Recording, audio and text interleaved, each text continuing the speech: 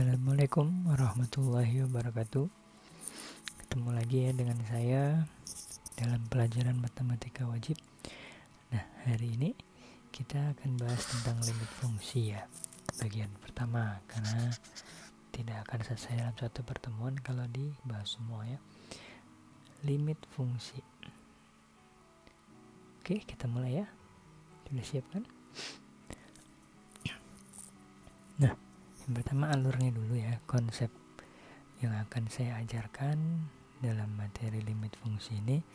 Jadi limit fungsi itu terbagi dua, ada limit fungsi aljabar dan limit fungsi trigonometri.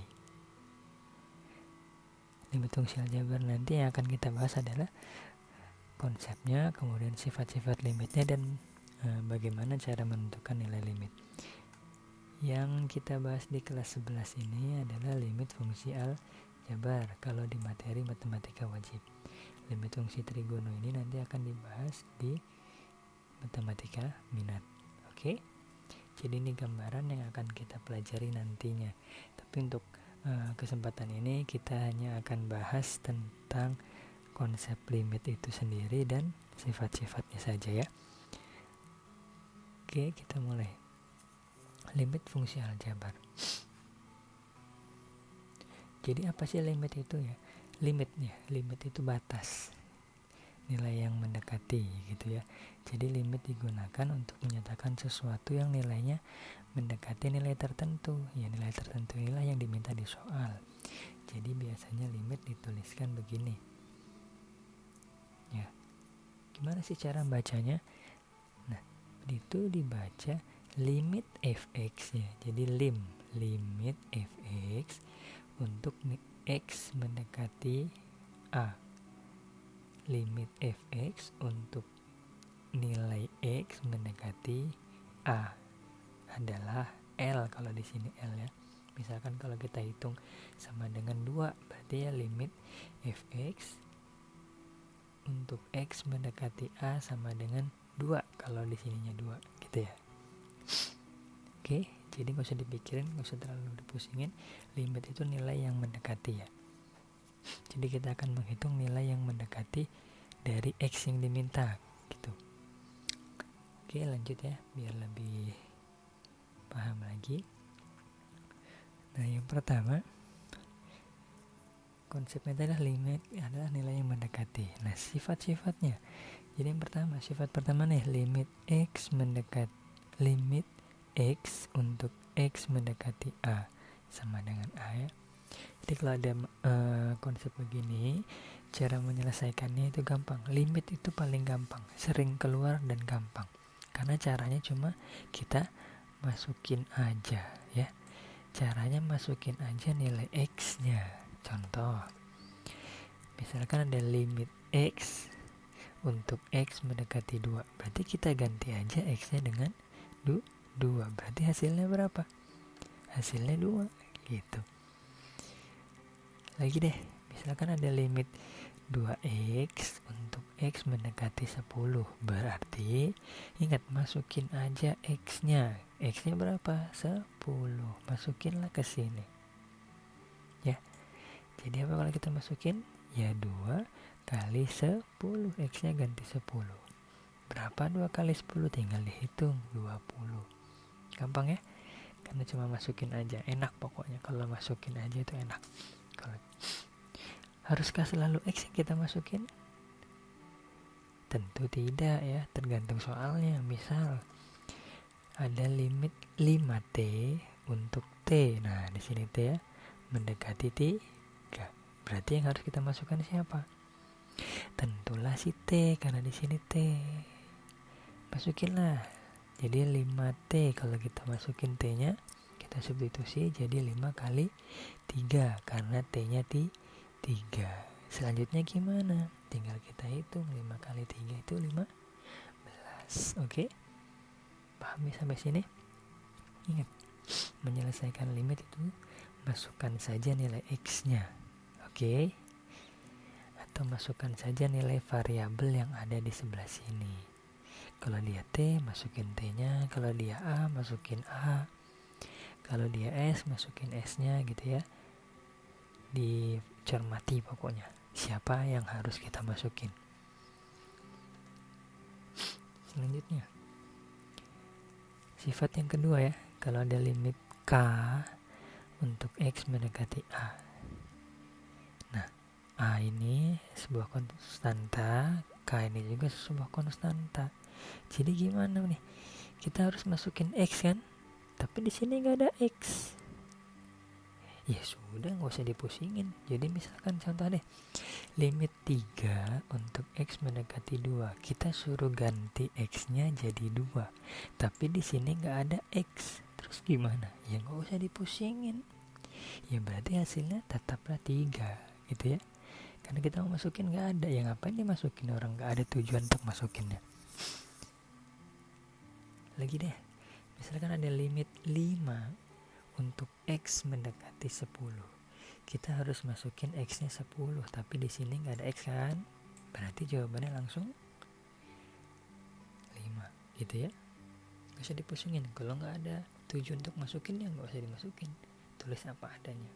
Itulah hasilnya. Paham ya sampai sini? Nah, sifat yang ketiga, kalau ada limit K dikali Fx. K dikali Fx ya, untuk X sama dengan untuk X mendekati A. Artinya apa? Kita bisa pisahkan. K-nya kita keluarin, jadi K dikali limit Fx. Ya, jadi limitnya kita hitung sendiri, nanti dikalikan dengan K. K ini sebuah bilangan ya. Contoh, limit 4x kuadrat untuk X mendekati 3. Nah, di sini kan ada konstanta nih, 4. Jadi K-nya 4 ya. Sesuai rumus, sesuai sifat, kita bisa keluarkan 4-nya nih, 4-nya keluar ke sini. Jadi yang kita hitung limitnya aja. Limit X kuadrat untuk X mendekati 3. Paham ya? Jadi keluarkan konstantanya, limitnya kita hitung sendiri. Gimana ngerjakan? Ingat tadi menyelesaikan limit itu dimasukin aja. Berarti 4, tulis lagi nih. Masukin aja X-nya 3, berarti jadi 3 kuadrat ya kan? Paham ya? Masukin X-nya jadi 3. Karena X pangkat 2 berarti jadi 3 pangkat 2. Selanjutnya tinggal dihitung biasa. 4 dikali 3 pangkat 2 itu 9. 4 kali 9 harus bisa hitung ya, 36. Biasakan menghitung tanpa pakai kalkulator untuk matematika ya. Paham sampai sini? Kita lanjut sifat selanjutnya. Nah, kalau ada limit Fx ditambah Gx untuk X mendekati A, ya ini penjumlahan nih. Jadi kita bisa hitung masing-masing. Limit Fx-nya kita hitung sendiri, nanti kita jumlahkan dengan limit Gx-nya. Contoh deh, misalnya kita punya limit 4x kuadrat ditambah 5x. Penjumlahan ya. Untuk x-nya mendekati 3. Nah, sesuai sifat kita bisa pisah. Jadi limit 4x kuadratnya kita hitung sendiri. Jadi ini ya, limit 4x kuadrat ditambah limit 5x. Gitu ya. Nah, kenapa limit 4x kuadrat jadi begini? Sesuai sifat sebelumnya tadi, kalau ada sebuah konstanta kita bisa keluarkan, gitu ya. Paham ya? Sama kayak sifat sebelumnya. Kalau bingung boleh di back ya, di rewind, lihat lagi sifat sebelumnya. Nah, langsung kita selesaikan, masukkan aja nilai x-nya, karena di sini x mendekati 3, berarti x-nya kita ganti 3, jadi 3 kuadrat di sini ya. X mendekati 3, ini 5x nih, ganti x-nya jadi 5 kali 3. Selanjutnya dihitung aja. 3 kuadrat 9 kali 4 ditambah 5 kali 3 15. Hitung 36 tambah 15 berapa? 51. Oke. Jadi hitung masing-masing, terus masukin x-nya, intinya di situ. berlaku juga untuk sifat kalau dia pengurangan. Contoh, limit 4x kuadrat dikurang 5x untuk x mendekati 3. Sama sifatnya kayak tadi. Kalau tadi kan dijumlah, ini kita pecah aja jadi limit 4x kuadrat, oke, dikurang limit 5x. Selanjutnya setelah dipisah, hitung masing-masing ya. Jadi tinggal 4 dikali x nya masukkan 3 kuadrat dikurang x nya masukkan 5 kali 3. Selanjutnya hitung seperti biasa. Jadi 4 dikali 9 dikurang 15. Oke. Hitung 36 kurang 15. Hasilnya 21. Itulah hasilnya ya. Gampang kan? Ya, matematika itu pokoknya mudah. Jadi pelan-pelan aja dipahami. Kalau sudah nanti silakan berlatih, latihan soal. Boleh cari dari sumber manapun. Kalau bingung boleh tanya saya. Oke? Next. Nah, sebelum kita lanjut materi selanjutnya ya, sebagai bukti partisipasi kalian dalam materi ini, khususnya bagi siswa-siswa saya yang sedang PJJ, silakan kalian tuliskan pada Google Classroom kalau kita lagi belajar pakai Google Classroom ya, atau tuliskan pada WA saya kalau saya ngasih materi lewat WA. Aturannya sebagai berikut: kalau nama kalian diawali huruf A, B, C, D, E, F, G, H atau I, tulis kata matematika di komentar Classroom kalau pakai Classroom, atau chat matematika ke WA saya kalau kita belajar pakai WA. Kalau nama kalian diawali huruf J, K, L, M, N, O, P atau Q, tulis kata sangat, oke? Di Classroom atau di WA saya. Kalau nama kalian diawali huruf R, S, T, U, V, W, X, Y atau Z, silakan tulis kata ini, kata mudah ya, di Classroom atau di WA saya. Sebagai bukti partisipasi kalian ya, kalau kalian menyimak materi ini. Oke, next. Lanjut. Nah, sifat limit fungsi yang selanjutnya, tadi kita sudah belajar yang penjumlahan pengurangan. Sama, kalau nanti kalian ketemu bentuk perkalian ya, limit fx dikali gx, cara pengajarannya pun sama. Hitung masing-masing limit fx nanti dikali limit gx ya. Contoh, kita punya limit 4x kuadrat dikali, ini kali ya, 4x kuadrat dikali 5x untuk x nya mendekati 3. Sesuai sifat kita hitung masing-masing. Jadi limit 4x kuadrat kita hitung sendiri, oke, dikali limit 5x untuk x nya mendekati 3 ya. Hitung masing-masing. Nah, jadi kita masukin deh 4 nya tetap nih, x nya mendekati 3 masukin, jadi 3 pangkat 2 dikali x nya masukin 5 kali 3. Oke, hitung seperti biasa. 4 kali 9 dari mana? 3 kali 3 ya, 15. Oke, hitung lagi. 9 kali 4 36 dikali 15. 36 kali 15 berapa? Ayo, berapa? 540 ya.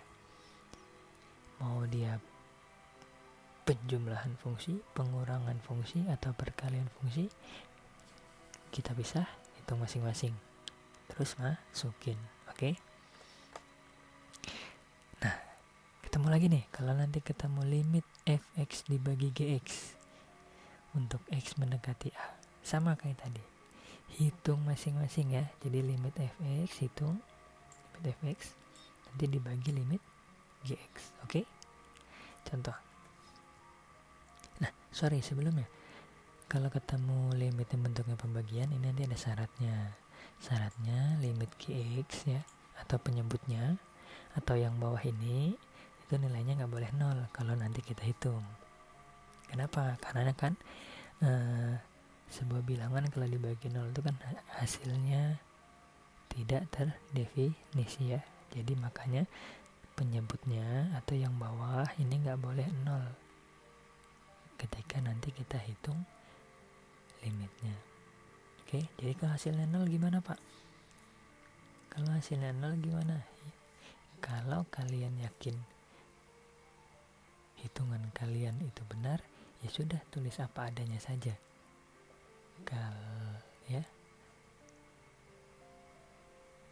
Kalau kalian cek ternyata kalian salah hitung, ya berarti kalian salah, gitu aja ya.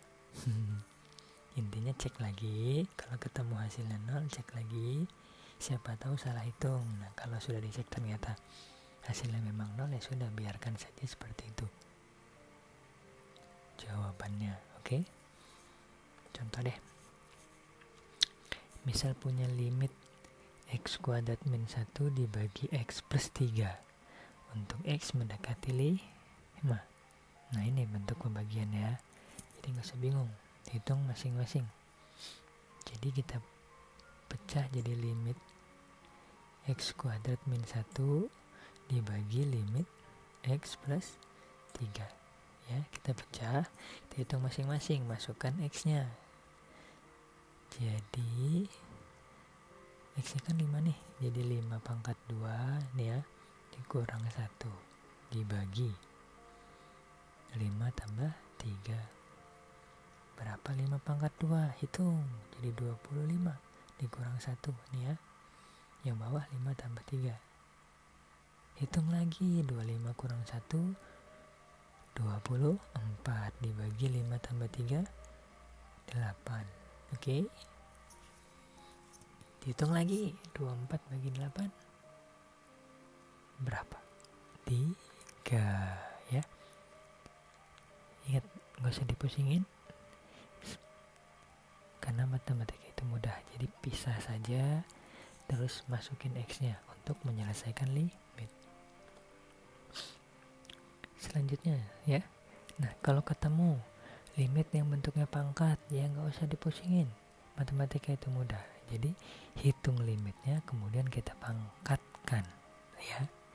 Contoh, ini limit 4x kuadrat min 31 pangkat 2 nih, ya gak? Ya, jadi apa tadi? Hitung limitnya. Nah, jadi ini kita hitung limitnya, terus pangkatkan 2 kalau soalnya pangkat 2. Kalau soalnya pangkat 3, ya pangkatin 3, sesuaikan dengan soalnya. Hitung limitnya yuk. Limit 4x kuadrat dikurang 31 untuk x mendekati 3. Berarti kita masukkan x nya 3. Jadi berapa? 4x pangkat 2 ini berubah jadi 4 dikali 3 pangkat 2 dikurang 31. Oke, jangan lupa dikurung, pangkatkan 2. Hitung seperti biasa. Hitung dulu yang dipangkat, 3 pangkat 2 9. Jadi 4 kali 9 dikurang 31. Jangan lupa nih, di luar masih ada pangkatnya, tuliskan pangkat 2. Hitung dulu yang dalam kurung, 4 kali 9 36 dikurang 31. Pangkatkan 2 ya. 36 kurang 31 5. Jangan lupa pangkat 2. 5 pangkat 2 25 ya. Oke, jadi hitung masing-masing, terus dipangkatkan sesuai yang diminta soal. Kalau soalnya pangkat 2, ya pangkatin 2. Nanti kalau soalnya pangkat 5, pangkatkan 5. Soalnya pangkat 10 misalkan, ya hitung terus kita pangkatkan 10. Oke, sesuaikan dengan soalnya. Nah, selanjutnya, sekarang kalau nanti ketemu limit akar ya, bentuknya ada akar ya. Tahu akar ya? sama, hitung limitnya masing-masing, hitung limitnya sendiri, kemudian kita akarkan. Nah, ini ada syarat. Untuk limit yang bentuknya akar ini biasanya ini n, di sini ya n ya. N biasanya itu lebih dari sama dengan 2. Jadi biasanya akar pangkat 2 atau akar pangkat 3 dan seterusnya. Ya. Kenapa n-nya nggak 1? Ya ngapain akar pangkat 1 kita hitung? Sama aja hitung biasa dong. Ya kan? Logis ya. Jadi syaratnya n-nya lebih dari sama dengan 2. Kemudian ya nanti biasanya nilainya adalah sebuah bilangan real. Contoh deh. Jadi misalkan ada soal limit. Ya, limit akar pangkat 3 dari 6x kuadrat dikurang 86. Untuk x-nya mendekati 5. Nah, ini contohnya. Limit ada akarnya. Nggak usah bingung. Ingat, matematika itu mudah. Jadi kita hitung saja limitnya. Nih, hitung sendiri limitnya ya. Nih. Hitung limitnya, kemudian nanti di akar. Yuk hitung limitnya. Sesuai konsep, masukin aja. Masukin x-nya 5. Jadi 6 dikali 5. Ya, 5 pangkat 2. Dikurang 86. Oke, tulis lagi akarnya. Kita hitung yang dalam dulu. 5 pangkat 2, 25. Jadi 6 dikali 25 dikurang 86. Hitung lagi. Akar pangkat 3 dari 6 kali 25. Ini dikalikan jadi 150 ya. Dikurang 86. Tuliskan lagi akarnya. Hitung yang dalam. 150 kurang 86. 64. Kita hitung berapa sih akar pangkat 3? Akar pangkat 3 dari 64. Menghitungnya gimana? Pikirkan. Sebuah angka kalau dikali hasilnya 64. Angkanya harus sama ya. Berapa kali berapa kali berapa hasilnya 64.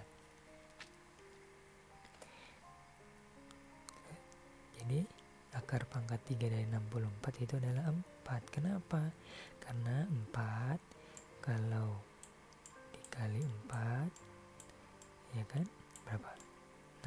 16. Kalau dikali 4 lagi jadi 64. Harus bisa ya menghitung akar karena sudah kelas 11.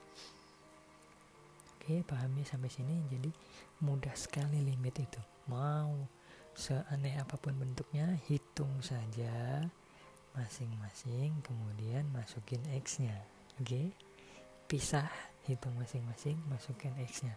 Ingat, menyelesaikan limit itu masukin saja x-nya. Ya, itu saja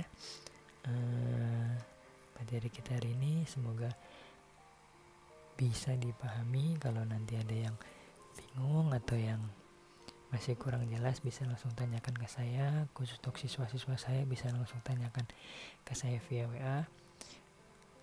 Atau boleh juga yang bukan siswa saya di sekolah, bukan siswa yang saya ajar, boleh tanyakan di kolom komentar ya. Terima kasih.